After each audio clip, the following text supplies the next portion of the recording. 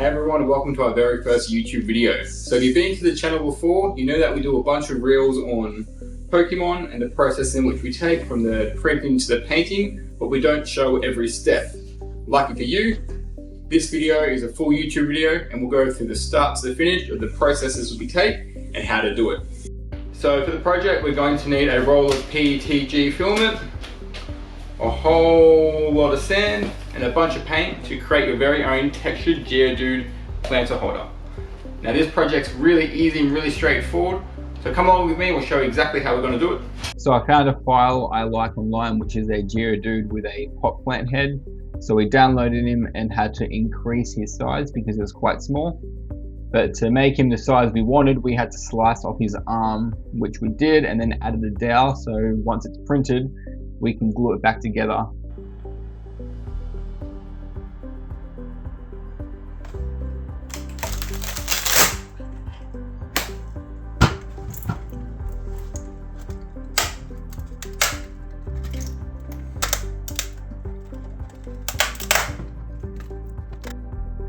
So we usually have no issue with our supports coming off our 3D prints, but this one was a bit of a challenge. At first I wasn't too sure why, because we really homed in on our Z axis for our supports, but it turns out we accidentally had our settings at the top Z distance at 0.13 instead of 0.23. So in the future we'll change this and supports will be a lot easier to remove.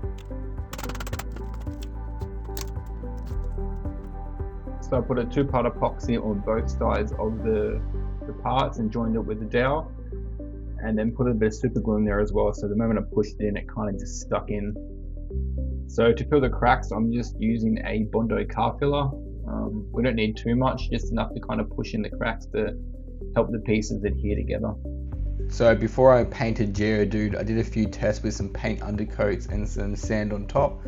Made it a little bit hard because Geodude is a light brown, he's a light grey, and he's also an electric grey on the newer generations. But we went with the light brown. My rule of thumb is however much paint I put in, I put 10% water, and that helps mix in so when I'm using a spray gun, it doesn't clog up. So for 300 mils of paint, I used 30 mils of water. I'm mixing the paint with a stirrer and then pouring it through a filter, and this will help reduce the amount of paint clumps we have left over. If there are any clumps in the paint when you're spray painting, there's a good chance it will clog the nozzle and make it even harder to paint. Right, before we jump into texturing Geodude, we're laying down our base coat of paint. So this step might seem simple, but it's super important for getting that professional finish later on down the track. So it's coming out looking really cool. There's a few more spots we'll touch up, but we don't need to go too crazy on it because we'll be putting sand to make that texture. Alrighty, let's go get some sand. So the sand we're going to be using is a dried synthetic sand. So the reason we're using synthetic sand and not normal sand is because once sand gets wet, it goes from a light brown to a dark brown. And because we're coating our Geodude in a clear coat once it's done, the synthetic sand will look wet, but once that clear coat dries, it's going to go back to that normal light brown color, which is a consistency in color which we want. If we to use the other sand, once we spray that clear coat, it's going to stay a dark brown, and that's not what we want. I think if we could just drip it on top. I mean, the paint's a little wet still. You get in here.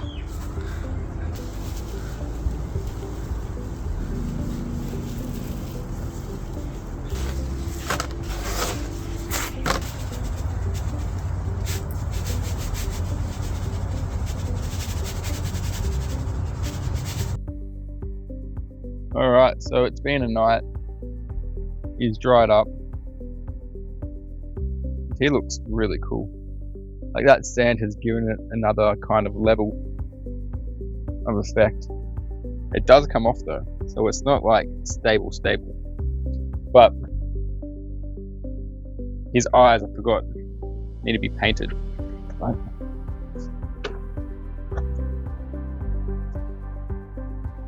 What do you reckon, mate? That looks pretty cool. Because the sand adds a rough surface, it makes the painting really hard. So before we did the eyes, we scratched away some of the sand to make it a bit more smoother.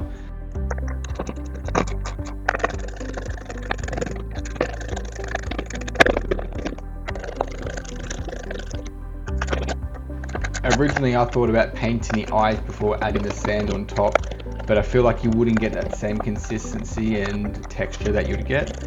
So because we did the sand first and then we're painting on top, it keeps that kind of sand-like texture, which you can see in this video.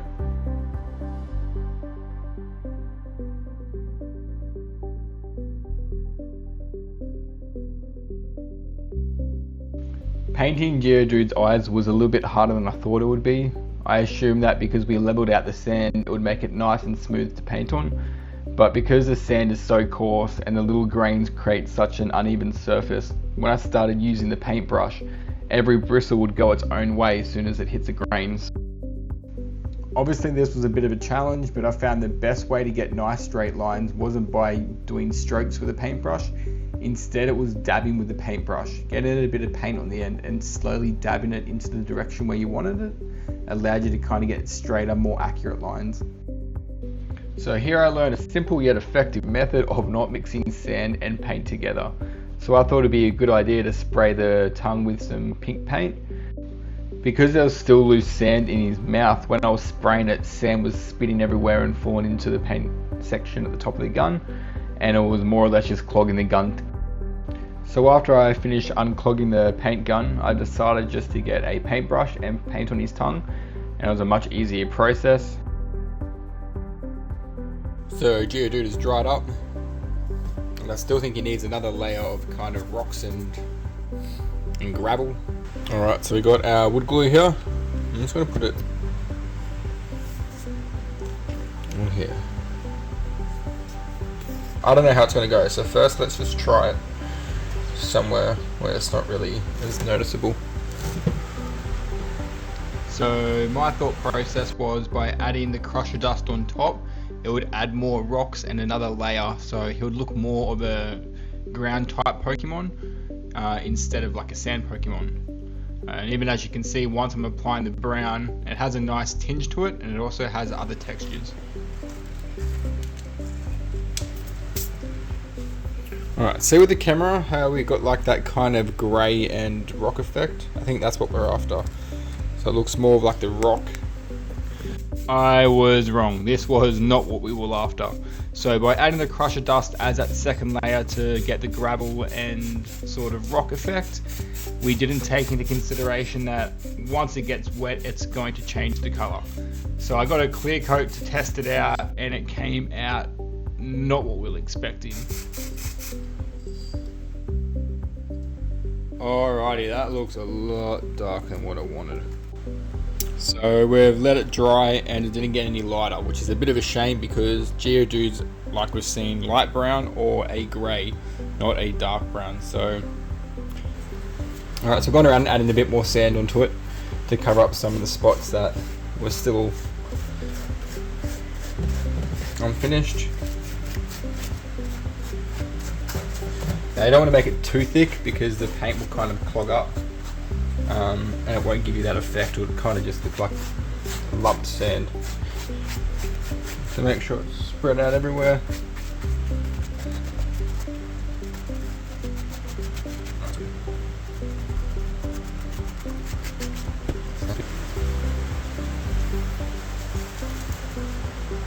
If it's one thing I can recommend, it's using as much sand as you possibly can. When I was painting, I wish I added more sand. I kind of went a bit light at the start, but by the end I just started packing it on by my hand and using as much as I possibly could.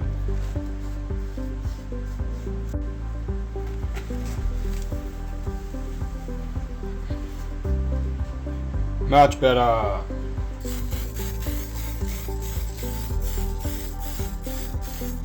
To finish Geodude off, we're just going to coat him in a clear satin spray. So this spray is to help protect it from the weather, so the rain doesn't wash off the sand. It also helps protect it from the UV, so the paint doesn't kind of disappear and fade over time.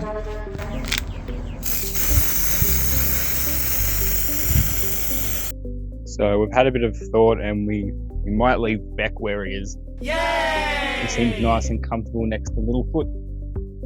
So I think we'll put Geo at the start of the house. So Geodude's found his place in the front garden at the head of security, making sure no one gets into any trouble and all the 3D prints stay out of any mischief. Alrighty guys, so that brings us to the end of the video. So we've now textured, painted and finished Geodude, and he's ready for the garden. Now if you ask me, I think he came out looking pretty cool. So we got that rock effect we're going for, and being a rock type Pokemon, I think he's going to fit perfectly into the garden. So if you enjoyed it, make sure you like, subscribe, so we can continue to make these really cool videos. But for now, we'll see you next time.